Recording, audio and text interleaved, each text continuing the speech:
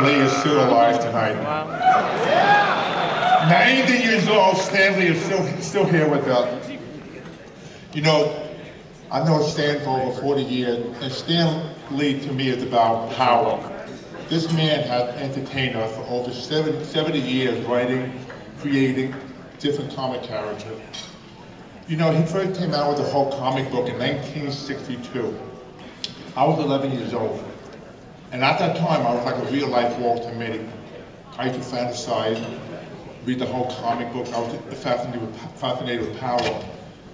So this was the beginning of my life because I had nothing, and this got me involved with bodybuilding and fitness to survive. And it gave me the path to be very successful because my whole life I was the Hulk. And it's funny, it's taken me to many different levels because all of us, each one of us has a little Hulk inside of us. I was fortunate to do all the destruction, the destroying everything on this set, and I got paid for that. So I just want to say I'm really excited to be here tonight. You know, recently, about a week ago, I took the voice and the growl for the new Hulk, Incredible Hulk, coming out with a new adventure. And I think this movie could be a huge hit. And as a matter of fact, I used some of my Hulk powers. I just finished taping the Celebrity Apprentice, and you're going to see the real life Incredible Hulk, myself on the Celebrity Apprentice. It all pays off. And now I want to get back to say, I'm going to introduce, you're going to see a tribute clip of my great friend Stan Lee, because I'll tell you, we're lucky to have Stan with us because I see Stan all the time. I work with him. We just finished doing a convention in New Orleans. This man has more energy than all of us put together. This man is non-stop. I hope someday to live long as he is and have the same energy, the same passion, and the same wonderful marriage. Please welcome Stan Lee, the tribute.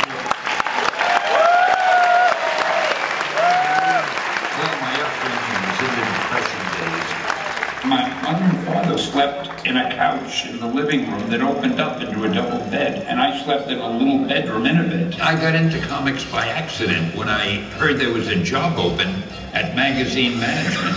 They wanted me to work in the comic department, some department. It was two people, Joe and Jack. After about 10 issues of Captain America, less than a year, Joe Simon and Jack Kirby suddenly left the entire company, and all of a sudden we didn't have an editor. I looked around to see who'd replace them, and I realized there was nobody. I was the only guy there.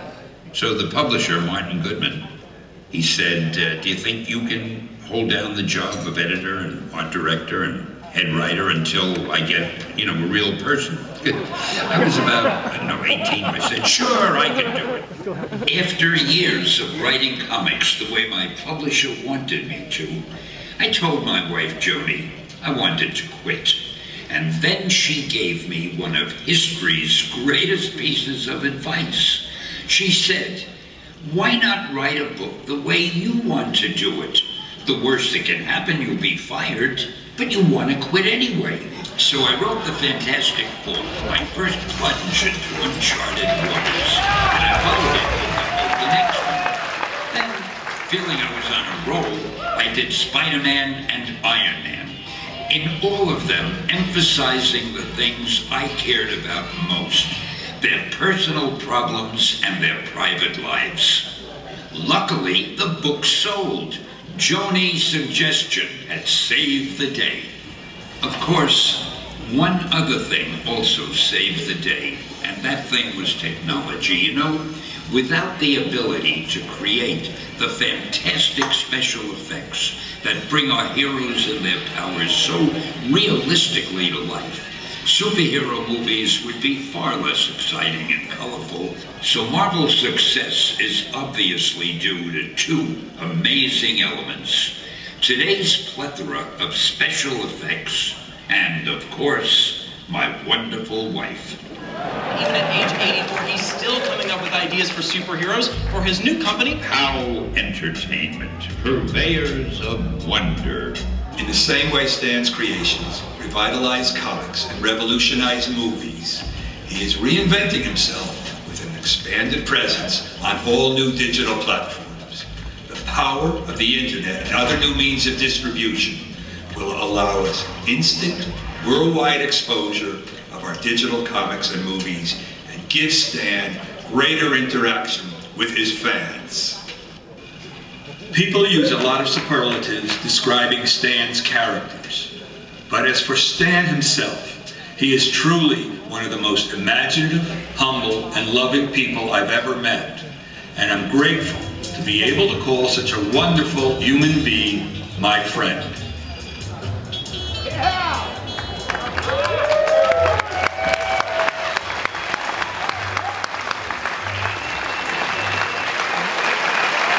Please welcome the director of the upcoming film, The Amazing Spider-Man, Mark Webb. Hey guys. Stan the man. Where would we be if it weren't for Stan Lee? For starters, I imagine not a few of us, and myself in particular, would be out of a job. It's a particular honor here to be with the Visual Effects Society, an organization that, like Peter Parker, knows a thing or two about the intersection of creativity and technology, and celebrating the amazing Stan Lee and his lifetime of achievement.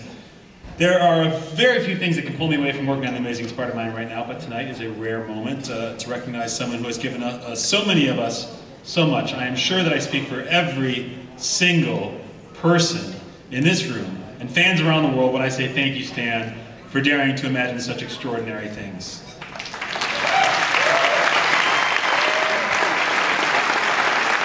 When he was growing up, Stan had a teacher, Mr. Leonard Ginsberg, who used humor and exciting stories to make learning fun. It must have sparked something because it turns out that Stan was a little bit like Peter Parker, an outsider in school.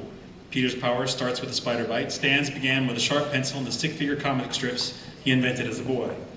While all of us can appreciate Stan's comic book heroes in 4-color pulp and on the screen, the power of his imagination really becomes clear when you understand the structure of his storylines and the complexity of his characters.